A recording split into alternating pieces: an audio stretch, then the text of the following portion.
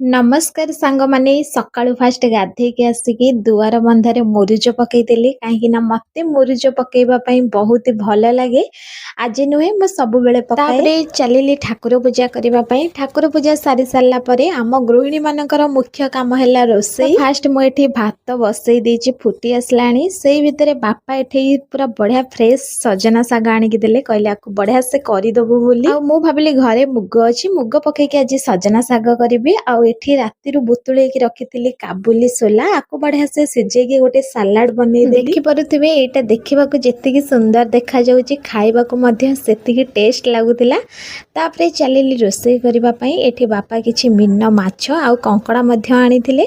तो फास्ट मु मिन्न माछरे लूण हळदी गोळेकी फास्ट भाजी देली तापरे कंकड़ा तरकारी करबी बोली देहि पर पई रखि देली। सांग माने आपण माने तो जानिथिबे आमे होउचे ओडिया तो आमे माछ तरकारी अपेक्षा माछ भजा आग खाइबा को बेसी भल पाई थाउ। तो फास्ट मु मिन्न माछटी बढ़िया से भाजी की भात खाई थी। मिन्न माछ सांग को सजना साग काबुली सोला तरकारी भात खाई सारला परे देहि पर पई कंकड़ा तरकारी बसैली। तो पुणी देखा हबो नेक्स्ट वीडियो रे। आपण माने सब्सक्राइब निहाती करिवे।